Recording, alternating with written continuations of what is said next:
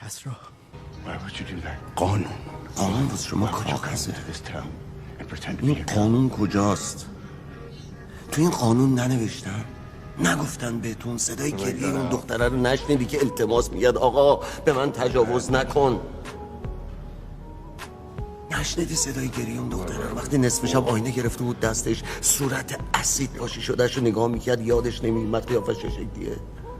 نشنیدی صدای زجای اون پیرزن افتاده بود به پاش میگفت مادر منو نکش؟ کو قانونتون؟ چرا اجراش نکردی؟ من بری کردم. قانون واسه شما کاغذه. من یه نفر بودم زورم همینقدر میرسید. دارد بزاعتت پاک. با من از قانون حرف نزن وقتی نمیتونی اجراش کنی.